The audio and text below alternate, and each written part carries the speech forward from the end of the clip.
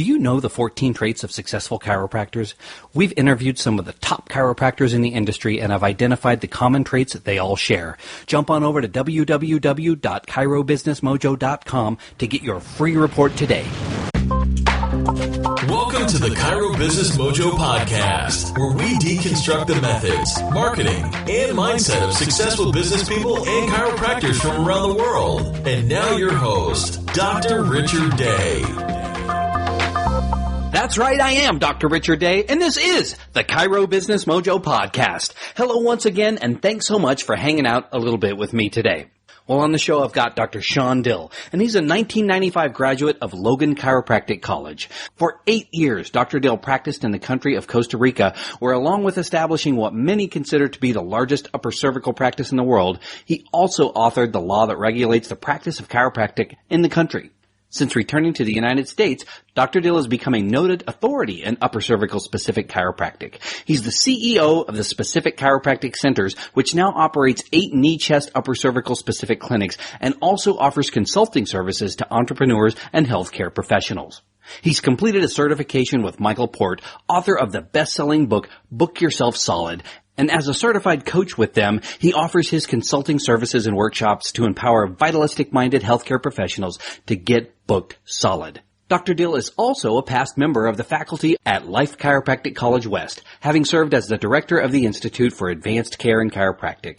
In addition, he has also served as the chair of the Council on Upper Cervical Care of the International Chiropractors Association.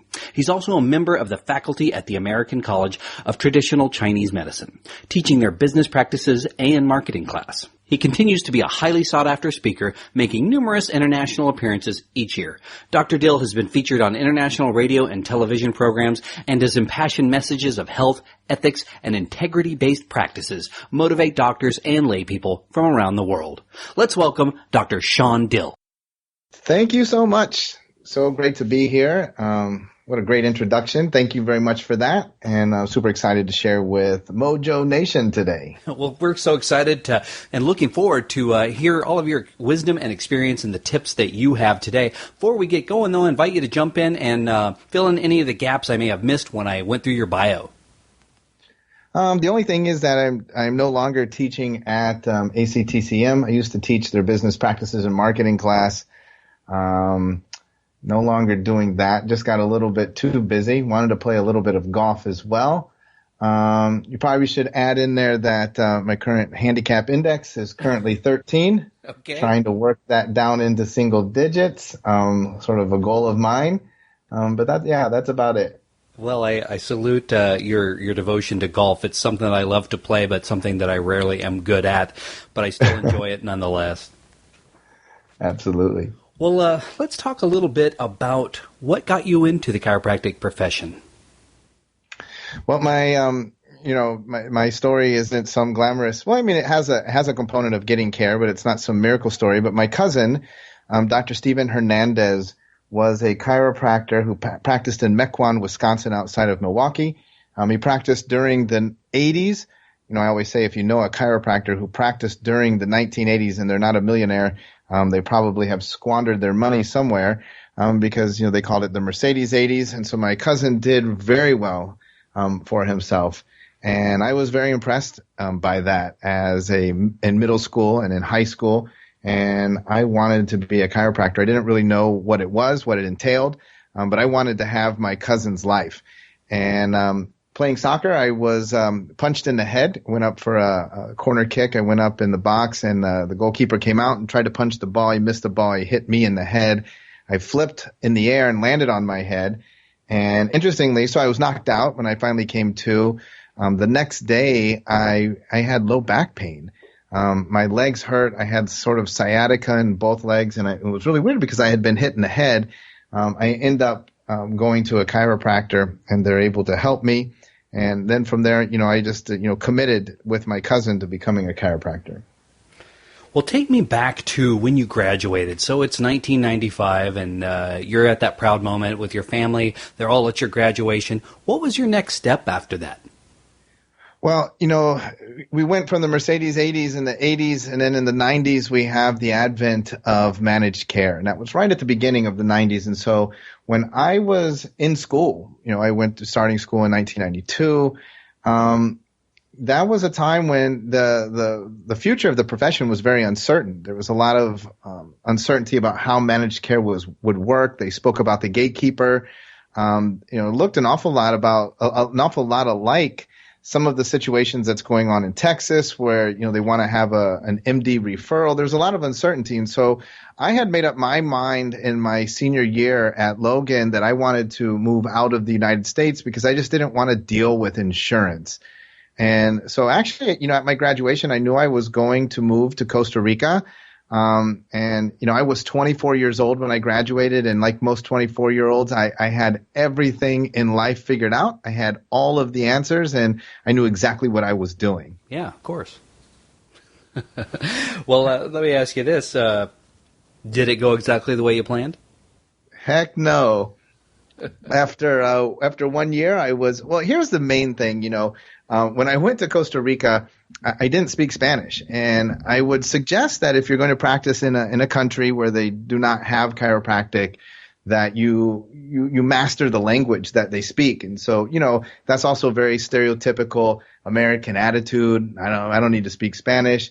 I'm practicing something that they've never heard of. And, at the end of the first year, it was a big struggle. I was seeing 4 people a day. I was struggling financially, and I strongly entertained coming back to the United States to practice. So how long were you in Costa Rica? I ended up being there for 8 years. The first year was terrible. At the end of my second year, we were seeing 200 patient visits plus a day. And we maintained that until I left. Practiced 5.5 days a week. We were doing upper cervical with pre and post scans and 20 minutes post-adjustment recovery or post-adjustment rest if the patient was adjusted.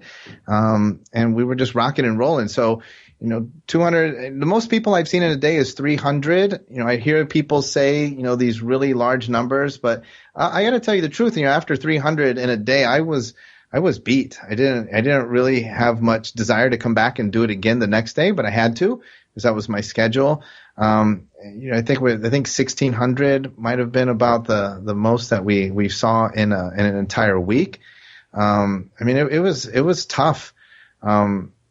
Maintaining that volume. It took a big toll on me, but it was great. By the time I mastered the language and I could communicate, which is, I think, super important for people. Once I could communicate chiropractic, it was easy. Costa Rica was like chiropractic utopia. At that time, chiropractic was whatever I said it was. And so I got to just tell people, man, listen, this is what chiropractic is. People didn't have a previous chiropractic experience or an expectation that I was going to crack their back or crack their neck. And so, in that sense, it was very easy, and it was all cash. We probably averaged about $13 to $15 an adjustment. Their currency is colones, and it's constantly fluctuating. So it's probably around $13 to $15 an adjustment, and the cost of living was very low. So, you live like a king doing that kind of numbers. Well, what brought you back to the United States?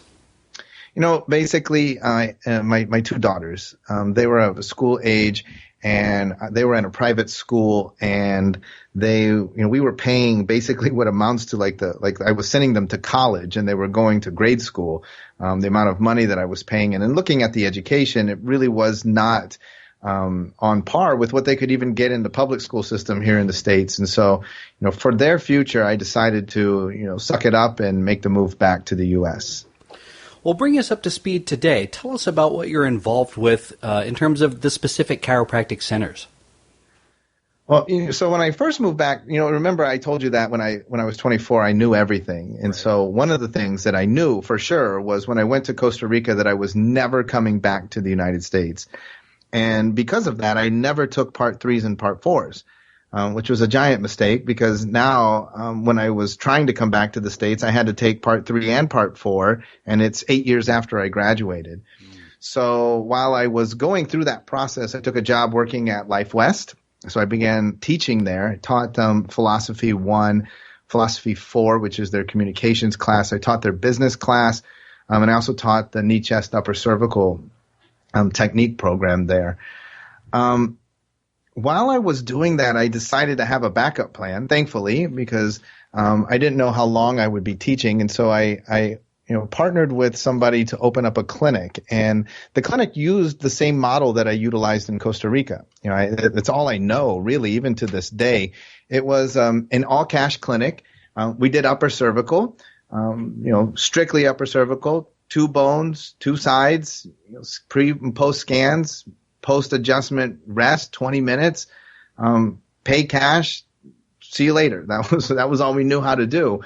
And so we started that, and we were having great success with it. And actually, other people that wanted to practice upper cervical began to ask if we would be willing to help to sort of duplicate that model for them and teach them what we were doing. And so we began to allow them to adopt our model through a licensing model. And from there, we began to move into the franchise model where we currently are. Currently, there are 20 specific chiropractic centers, 19 of them in the States. We're beginning our first one in Barcelona, Spain. I'm super excited about that. And then we have expansion plans for late 2017 to begin looking at Australia as well. So are you taking insurance at any of these locations, or is it still all cash? There's the only locations where we take insurance is in Massachusetts because of the way that their laws work. We don't have any clinics in Washington, which has very similar laws, but in Mass, everybody has chiropractic coverage. And so in that clinic there, they accept the insurance on that front end up to their limits of their policy, and then they transition them to the cash payment. Every other clinic is all cash. Well, let's talk about this. Let's talk a little bit about the systems that you have in place. I talk to a lot of different chiropractors, and one of the things I find consistently is that one of the factors in their success is that they have a system for everything. So can you share with us maybe 2 or 3 of the systems that you use that help you guys be very efficient at what you do and that you've been able to duplicate? Well, I'm a huge fan of Mike Tomlinson, head coach of the Pittsburgh Steelers. And written outside of their locker room, there's a lettering there. It's a sign in essence. It's really nice. You can find it on the internet, and it says the standard is the standard. And I think that that's something that's super important. First of all, in answer to the question, I want to stress to the listeners the importance of systems, and that's something that I say all the time with the doctors that work with us in the specific. While there's 20 clinics, there's 32 doctors that are in the system. And I'm always saying that there has to be a way to do everything. And a lot of times that's very difficult for chiropractors because we're very artistic. We're very creative. And so we don't want there, to be constraints and boundaries. Chiropractors typically don't like systems, typically don't like scripts, for example. But the systemization of the business is what allows you to provide a predictable service. And the population at large really relies on predictable service. When you go into It's a Small World at Disneyland, the song is playing, not a hip hop version of the song, or not, some different, mix up of the song. It's the same song, the same thing, and they might trick it out a little bit for the holidays or for something that they're doing, but the essence stays the exact same. So there is room for creativity, but we want to make sure that the foundation, that the standard always remains the standard. So, in all reality, I feel that you should have systems for everything, for how you open your clinic, for how you answer the phones, for, where you stand. Every single thing needs to be systematized. And then, there's the next step, which would be the overriding systems. And then within the systems, you have processes. And processes dictate how you do these systems, right? So even in your world with putting together a podcast, I'm sure that there are systems that drive the way that you coordinate the guests, and then, the post-production, and then the uploading, and the way the delivery of the content, the way you get it on YouTube. And the process would then be all of those details of, exactly step by step. And by doing that, that's what enables you to scale. And so if you have strong systems and processes, then we're able to bring other people in, and they're able to very easily adapt to what it is that you're doing, because it's not just in your head, because there's actually a way that you do that. And so one of the keys to our being able to scale to the 20 clinics is having strong systems and processes. I don't know if there's anything in particular. You had mentioned a couple. They have since slipped my mind. Are there any ones that you feel are particularly valuable that you want me to work through? Well, I think the two biggest ones that people ask about is a system for acquiring new patients or maybe retaining existing patients. We don't need to do both, but pick one of those and kind of talk to us how you would go about that. Well, that's a great question. Systems, well, let me break that down. Maybe we won't be able to answer that exactly, okay. but this will help.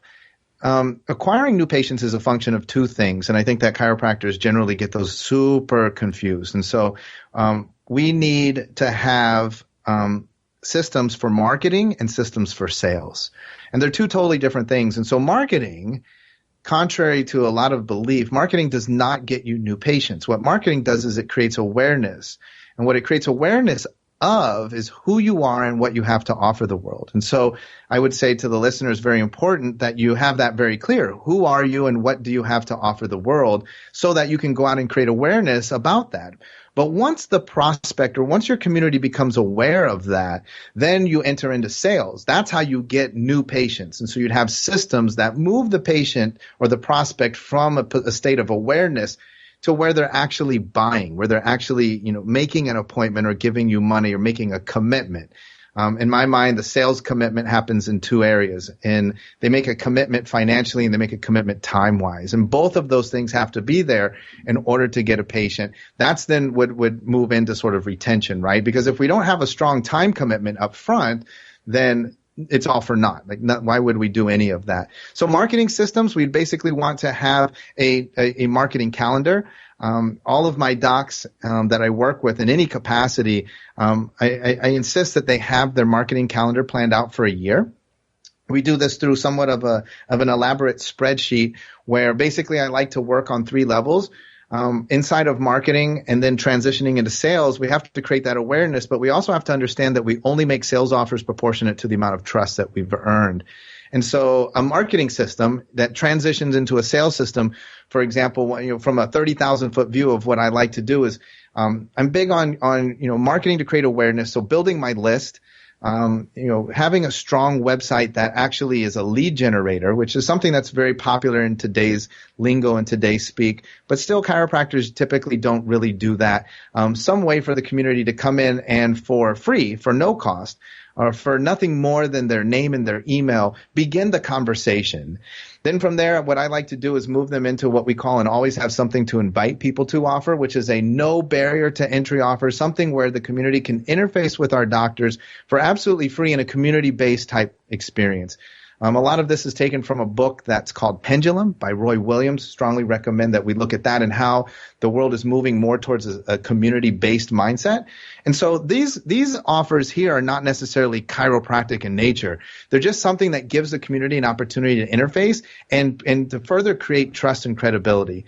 From there, I'm a big advocate of event-based marketing. So creating events, different opportunities where the community can basically elevate the stakes and interface with you on a higher level, but where you basically now have permission to move the conversation just from community-based into a sales conversation about why they would be well served to be a patient or to experience what you have to offer in the office. And then lastly in that system would be referral opportunities and making sure that anybody who comes into the office has a structured opportunity to replicate themselves, hopefully multiply themselves by a factor of 3, 4, or 5, or even more because of very specific opportunities that you're putting in front of them.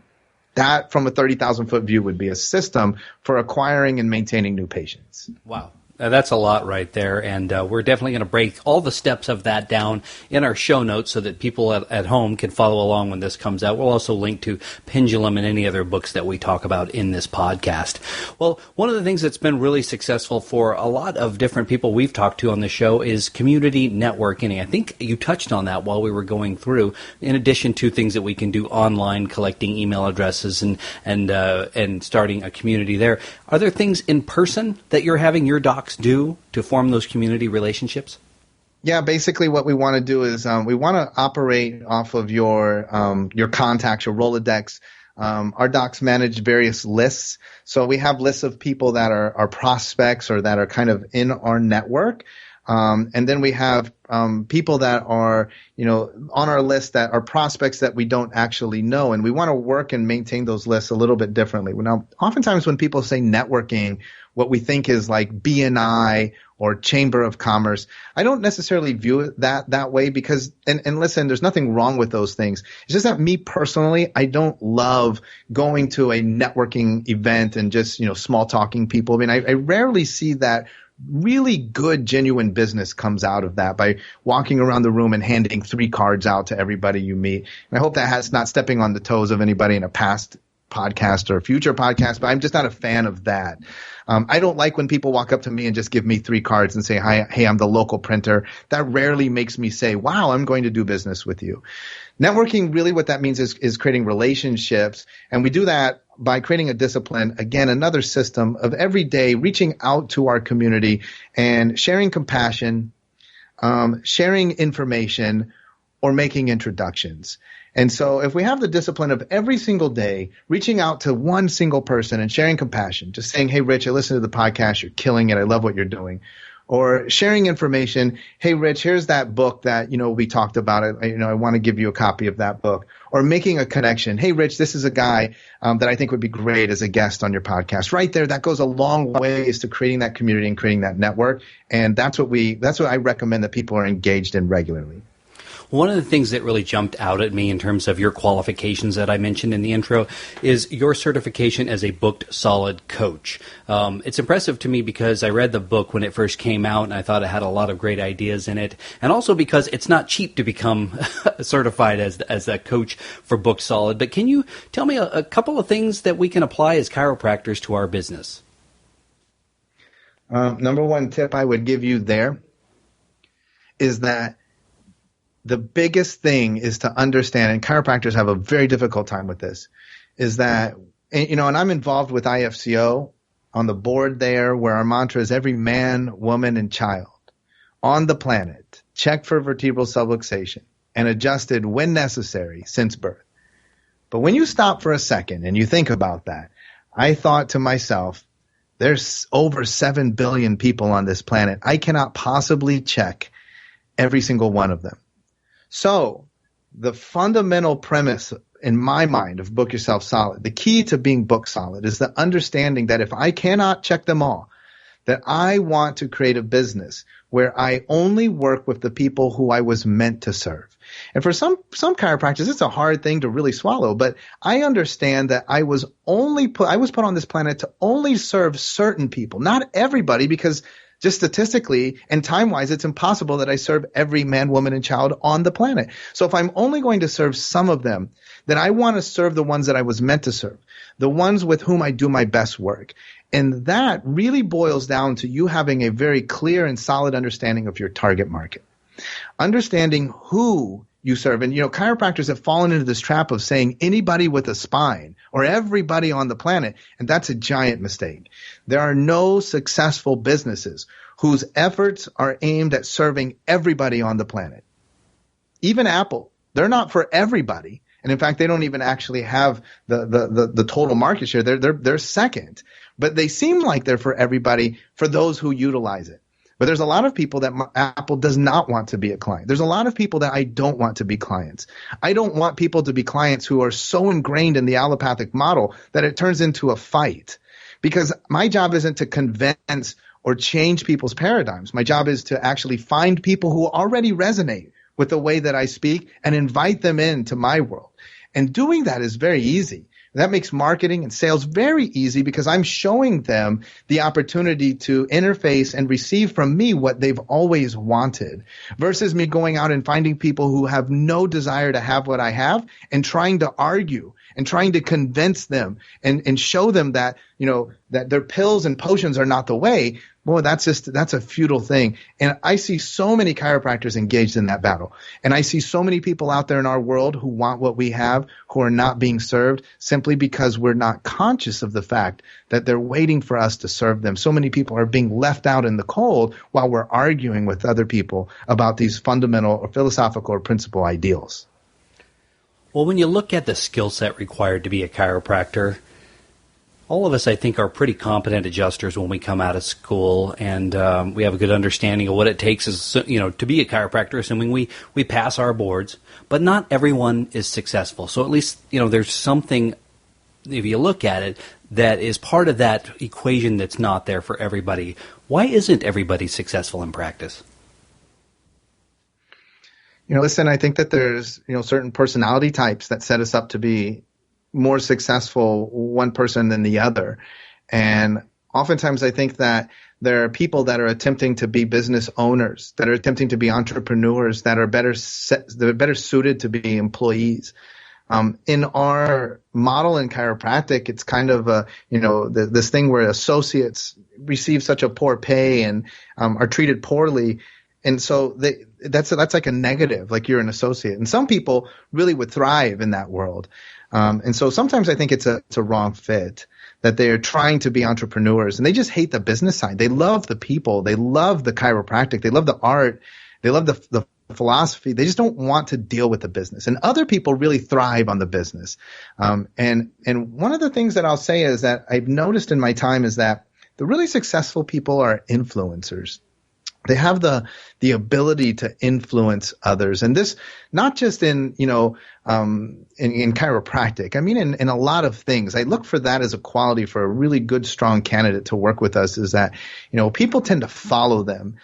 They're not followers, and it's just that realistically, not everybody is cut off the same cloth. Now, everybody could be successful, but I think it's a matter of you finding where you fit in. And not trying to be what someone else is. And everybody, by the way, has a different definition of success. And so sometimes I think too, we get pounded into our heads that you need to see high volume. Listen, I used to see high volume when I was young, and I saw that at a low fee. Now our model, listen, we charge $85 a visit, and we see a much lower volume. And the money's better. And the money's better that way. And the work is less as far as the toll that it takes on you physically. But some people think that's messed up. They're like, hey, that you're not doing your job because you're not seeing a big volume. Other people think that, well, you're being all greedy because you're just going after the money. Everybody's definition of success is different. So I think defining success and then finding where you fit in. You need to create the environment which will best allow you to achieve that which you're looking for. Well, as a follow-up to your pricing structure, how long is a typical patient visit? It takes, well, if they, we're practicing upper cervical. So, if they come in and they get checked and they do not get adjusted, which is still $85, that takes probably about 3 minutes. If they get adjusted, I guess it takes about 5 minutes, but then they have a 20-minute post-adjustment rest. Now, that doesn't require the doctor, but they're just resting in the resting area. And then they come back and get scanned again, which probably takes another 3 minutes. So it's very quick. Well, let's talk a little bit about the flip side of chiropractic, and that is the public's perspective of it. Less than 14%, and this ranges anywhere from 10 to 15, but less than 15%, let's say, of the public utilizes chiropractic care. Why do you think that is? Man, I think that's pretty generous to say 15% even. I use 10, and when I say 10, I usually explain that that's being pretty generous. I do a talk that's called Marketing to the 90. And, when I came back from the United States, I realized something that it was striking to me, that for some reason we're not growing our market share. And when I looked out, because I was brand new to the States and I had been successful in business in Costa Rica, I had financial resources. So I was like, okay, let me take a look at what we're going to do here. Did I need to play the insurance game or what was going on? And I realized that, we're graduating more chiropractors. I was teaching at Life West. We're graduating more chiropractors and our market share is not going up. And what that means is, by definition, if you just stop for a second, by definition, we're not really tapping into new patients. That what we're doing is we're recycling the same 10% of the population amongst ourselves. And then I realized that the reason why is because we are always teaching ourselves these same old antiquated marketing strategies that appeal to the same person, right? So if I were to, get dressed up in my orange jumpsuit and get my spine on my guitar strap and stand in front of Walmart and say to people, "Excuse me, sir, would you like to get your spine checked?" Clearly 1 out of every 10 people would say to me, "Well, wow, that sounds great." But 9 out of every 10 people are going to take the farthest radius around me and in every effort to avoid me because they're just simply not attracted to that. What happens is then chiropractors, come on a program like yours or speak to a chiropractic college and say, "And I signed up 20 people last weekend." And my point of that is yeah, but you signed up 20 people that are out of that same 10% pot. That 90% of the individuals that are out there are not attracted to the way that we market. And we've done so many things to, really turn them off to what we do. All you have to do is go on your Facebook feed right now and look at what's going on when we have discussions of chemtrails and, paleo diets and drinking your ketones and essential oils and all of these things. And everybody conditions this by saying, I'm not saying that they're bad. And I'm not saying that they're bad. But sometimes people look at that and think that all of those things are conditions and requirements to be a chiropractic patient. Like if I'm a chiropractic patient, do I have to renounce vaccines publicly? Do I need to start drinking wheatgrass in the morning? Do I have to adopt an all paleo diet? Do I need to begin doing CrossFit and wear the funny socks? Is all of that part of the program? Or is there a place where I could simply go to have my nervous system evaluated and checked? One of the things that I've noticed too is that 90 percentile group, they're very big fans of getting checked for things. They get their teeth checked every 6 months. The women get a mammogram and a pap smear every year. Men go and get a PSA test every year and a full physical every year. They're into getting checked for things, but here's the rub, is that when they get checked, they expect to be told that they're fine. And the 90% of the world has determined and realized that every time you go to a chiropractor, regardless of the day and regardless of the practitioner, they're going to tell you that they're subluxated. Well, this is a model that to the normal person, the 90% of the world, doesn't make sense. That would be akin to me going to the dentist and every time that I go to the dentist, I have a cavity. And their explanation being, well, you eat, don't you? And I would say, well, I do eat, and I eat through 2 and 3 times a day. And they're like, well, that's why you have cavities every time you come in. But I would say, well, what's the point? It just seems like I'm never getting anywhere. I'm never making progress. And so if every time the patient comes in to be checked at your office, they're subluxated, well, that's hard for them to swallow. Now, the chiropractor thinks that that's not true, and that's absolutely not true to the 10% of the population that we're currently serving. But to the 90% of the world, that's absolutely true. When the woman gets her yearly mammogram and they call for the results and the results come back negative, there's nothing wrong. Are they in any way upset? Do they have to pay for the mammogram even though the results were negative? And do they come back? You see, that type of thinking already pre-exists in the minds of your communities, but you are not speaking into that because your entire practice is set up around the adjustment and not where the value lies, which is in checking your patients. When we tell people that they're inherently flawed and then we contradict ourselves by posting on Facebook that the power that made the body heals the body and that the body can heal itself of every disease known to man, we have a contradictory message. We have a message that's not congruent to an intellectual individual, and that's what's repelling, in my opinion, the 90%. I actually find it quite easy to market because I tell people as a chiropractor, I'm different. I don't want to adjust you every time. I want to check your nervous system. Do you see value in having your nervous system checked? Do you understand that the nervous system runs every single cell, every single function of your body? And the answer is yes. Do you see value in being checked? Yes, but I don't want to get adjusted every time. Hey, listen, I don't know if you need to be adjusted. Let's check first. There's value in being checked, and you're going to pay this amount of money to be checked. If I find issues, I will be sure to let you know. But listen, sometimes I find no issues. If I were to go, we do these outreach programs. Some people call them mission trips. We go to El Salvador twice a year. But if I were to go to a country where they do not have toothbrushes and do not, have dental care, would every single person in that community have a cavity? And the answer is no. The trick is to find out who. Now, would they be more predisposed? Sure. And so people that have no experience with chiropractic are more likely to be subluxated, but are they automatically subluxated? No. And when we hold that message out, that's a message that the 90% of the world cannot embrace. We'll forever be doomed to just serving the same small population unless we can learn how to truly understand the essence of chiropractic, where it begins, and then communicate and market that out to the rest of the 90%. If you can get that, I'm telling you, you'll be surprised at how easily they accept the message and how quickly they are to adopt getting checked. They just add getting checked by their chiropractor to every other thing that they're getting checked for and that they pay for and that they do routinely. Wow, I loved your answer. I asked that question a lot of folks, and I've heard a lot of different answers to it, but that really resonates with me, and I cannot express to you how much I appreciate what you have to say. I think it's absolutely the truth, and it makes sense. I'm gonna think about that even beyond this interview, because there's some deep stuff going on there. Awesome. Well, I want to switch gears now and go to the big picture in terms of success. We all have failures and successes in our life, and you've had a lot of success, but are there any obstacles or challenges that you've overcome? And how did you overcome those, and what did you learn?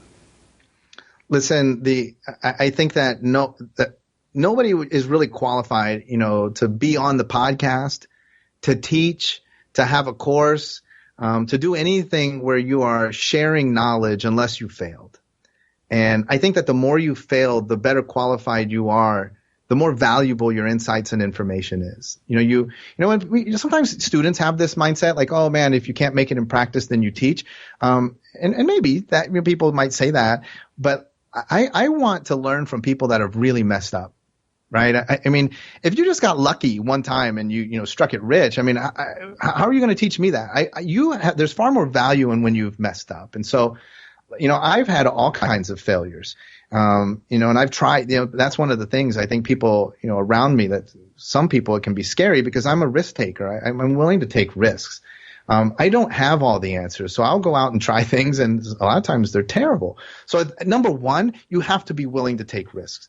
If you just stay in your box and you're paralyzed by your analysis and you can't get yourself to take step number one, then you'll never know what success tastes like. It'll always be theoretical. You have to be willing to taste success or taste failure if you want to experience success. I mean, you have to be willing to, experience the worst, because that's what the flip side of the best looks like. And anybody who's experiencing the best, I can guarantee you that they've tasted failure. Here's one thing that's helped me a ton. You have to understand that when we talk about success, I think that oftentimes people are somewhat afraid of success, or they look at other people and they see if they're successful and they're like, hey man, they're cheating, or they've done something wrong, or, there's psychological issues that come up. I would say this, a mentor of mine once told me that there's no amount of poverty that you can acquire that can make someone else rich. There's no amount of sadness that you can take on that will make someone else happy. And there's no amount of sickness that you can acquire that will make someone else healthy. You have to be super comfortable with being extremely wealthy. The goal in life is to be rich so that you can share it, so that you can help others. The goal in life is to be happy so that you can make other people be happy. And the goal in life is to be healthy so that you can make other people be healthy. That requires taking risks. That requires stepping out there. And the more you step out there and the bigger risk you're willing to take, the bigger the payment is. Be in great relationship with your money. Be okay with it. Being your money is your relationship with money is like your relationship with your significant other. And if you were to travel, wouldn't you check in on your significant other, like text them, call them, email them, make sure everything is fine? Well, likewise, I think a lot of people run from money. And if you're not in relationship with money, you cannot expect the universe to continue to provide for you. Get your finances in order, get your QuickBooks in order, take control of all of that, and be totally comfortable with your current financial situation, and be open to 10 or 100 times more. And as you get that, be willing to take that and help others to also experience the same. Who are your heroes? Man, I think that's such a crazy question. But I mean, it's a good question. People are going to give you these cliche things. And so any answer is going to be cliche, really. I talk an awful lot about Rosa Parks, because I really love I love when common people, and I'm not saying Rosa Parks is common, but if you read back and understand the story, and of course, as you study Rosa Parks, there's a lot of, potential holes there. But I mean, in the premise, to have a person that impacts, the lives of so many people by taking a stand for what they believe to be is true and what they believe to be is right. To me, that's very heroic. And of course, my parents, everything that I have, and everything that I am, I owe to them. That's one big key I look at too for people. Your relationship with your parents, and how your parents instilled in you values like empathy and your confidence, getting people to have that. And so, I'm super thankful and I see them as heroes because again, they didn't live a life where they, had a lot of means, but they did everything that they could to give me the tools so that I could get to where I am today. And so super grateful for them. Anybody who has taken a stand. And so, listen, there's people that have done stuff that we don't even know about that, stand up for what's right quietly. And it makes a huge impact. To me, that's heroic. What is Shawn Dill's definition of success? Oh, well, I think we just covered that. Financial success, being happy, and being healthy. Here's my big thing. When I talk about, my vision is I'm a big being able to do what I want when I want kind of guy. And what that means to me is that I value two things. My biggest commodities are time and money. Even today, we had a little bit of a hiccup getting connected. To me, like time is so important. Time and money are the same. If you wouldn't throw a $100 bill on the floor, if you're like, why would you do that? Or a $100 bill out your car window? Why would you throw 30 minutes of time just out into the ethos? Why would you just waste 30 minutes, just spaced out or, looking at some TV show that you're not going anywhere with it. So I see my time as money. And so, having the ability to manage my time and having the financial resources to do whatever I want, that to me is what success is. Well, I interview a lot of folks in this show, and just about all of them have something they do on a daily basis that helps them attain success or keep success in their mind. Rituals, affirmations, things of that nature. Is there anything like that you do that you can share with us? Yeah, well, remember, there has to be a way to do everything. So, man, from the moment that I open my eyes, I start to, and I think some people could be like, oh my gosh, that sounds so boring. But, I really do believe that there's a way to do everything. And so, everything is in my world is fairly disciplined and ritualized, because I want to be as efficient as possible. And so absolutely, I'm a big passion planner guy. So, a lot of people are getting turned on to that. Super love that. You could put a link up in the notes for the passion planner. That thing is amazing. There's a lot to keeping your life organized in writing. Now, I will admit that I have moved once I understood the passion planner concept, I've moved all of that to Evernote, but I'm a big planning guy, big calendar guy. I like to make sure that my day is planned out. I like to make sure my week is planned out on Sunday. And then when I wake up, I want to make sure that I go through my day. So I mentally rehearse my day. Joe Dispenza, you should read his material because it's super great in helping you to understand your neurology and beginning to take control of your reality. And then from there, I'm very big on making sure that I've updated my emails. So I check my emails, check in with my world, my contacts, my network. And then also every morning I check in with my money. I update my QuickBooks. I make sure that all of my financial world and my financial house is in order. I can't tackle my day not thinking that, did this thing get paid or where am I with that? Or I want to make sure that everything's good. And then that way I'm able to set my mindset to be open for even more abundance. I'm always looking for clues, by the way, that I'm doing the right thing. When I walk around, if you walk around with me in the city, we are definitely going to find money laying around on the ground. I always pick that money up because that's the universe sending me clues that I'm on the right track.